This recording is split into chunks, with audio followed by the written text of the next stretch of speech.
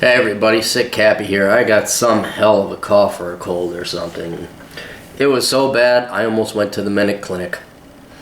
Which is like the emergency room for you non-bachelor. Like if a bachelor goes to the minute clinic, that's like pretty serious bad. I know you girls that have dropped the van. Oh, my son's got a paper cut. I need to go to the emergency room. Why are healthcare costs so high? I don't know. Barack Obama needs to do something about it. I'm hacking up a lung, and I think, maybe I ought to go to the minute clinic. Maybe. I need doctors and surgery and an ambulance. Come help me. Why are healthcare costs so high? This has nothing to do with the video request. I'm just an asshole, and I'm sick, and I'm grumpy. I'm very grumpy.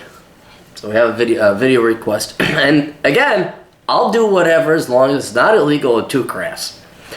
So we have, here's a video request similar to your favorite jazz musician's video. What are your favorite and most insightful comedians and why? Who are your favorite and most insightful philosophers, readers, and why? I think he meant authors. And might as well throw in your recommended movies. I always watch the Cary Grant collections. We're good on that. Actually, just what actors do you recommend?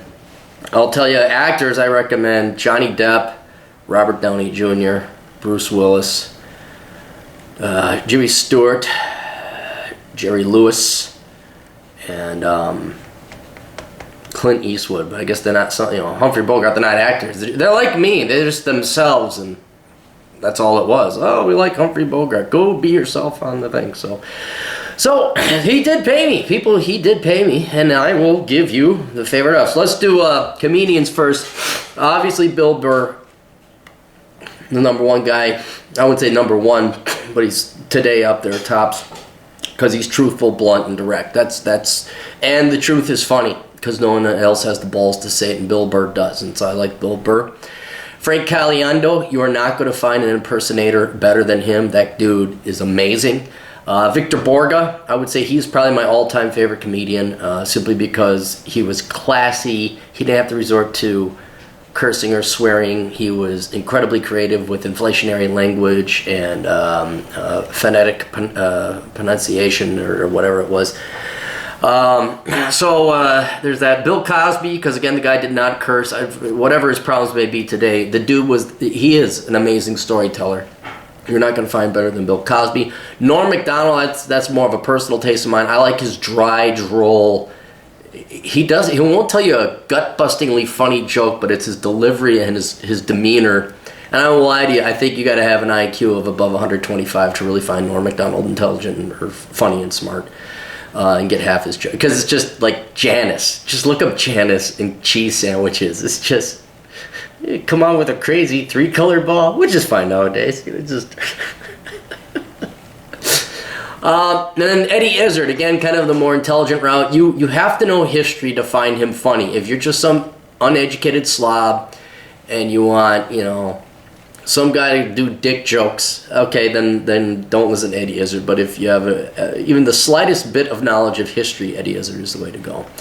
Philosophers, I won't lie to you. I really don't read a lot of books. And I never had time to read philosophy or any books I really enjoyed, simply because I was too busy going to college and too busy working and trying to make ends meet.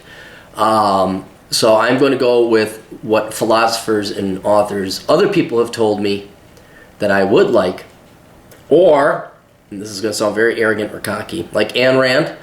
I was like, oh, dude, yeah, Ayn Rand said the same thing. I start discovering things that other people had said, which I'm not saying that makes, oh, what, you think you're as smart as Ayn Rand? No, actually, yeah. But the larger point is that it confirms, if someone comes to the exact same conclusion without any of the influences of you, there's something there. There's some legitimacy to, like, if two people come to the same conclusion without corroborating with each other, there's that. So there's Machiavelli, Sun Tzu, Nietzsche, Kierkegaard, Ludwig von Mises, and then these are philosophers that are alive today, but they're largely talk radio. There's Stefan Molyneux, and all you, he's got a cult. No, he doesn't. Dude, really, he ain't asking people to come to his camp and give us the virgins or whatever. Tom Likas, he is a philosopher. The guy was a pioneer for his time and today. Dennis Prager is also a philosopher I like. Michael Savage is another philosopher I like, both radio show personalities. And then Davis Arini, I know you, oh, Davis, you are, but yeah, Davis is, we are buddies, but Davis, like, if you listen to his YouTube, you're like, holy shit, this dude really does know his philosophy. I don't know if he's pioneered, he's kind of obviously pioneered his own lines of thought. But the man has the ability to take philosophy and explain it to an idiot like me. So I'm like, oh, that's how it works. Like, I had to look up misanthrope, nihilism, all this other crap, because the guy uses that as common day language, so I'm figuring that out.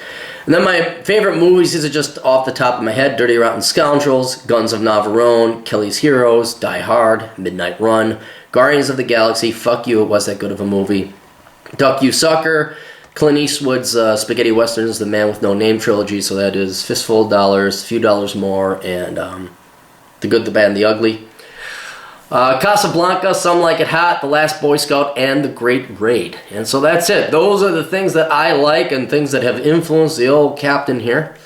And if you have not seen those movies, you definitely have to see those movies. If you say, oh, what books would you read? No, forget the books, forget the comedy. Go watch those movies. They're the best. That's all we got. Toodles.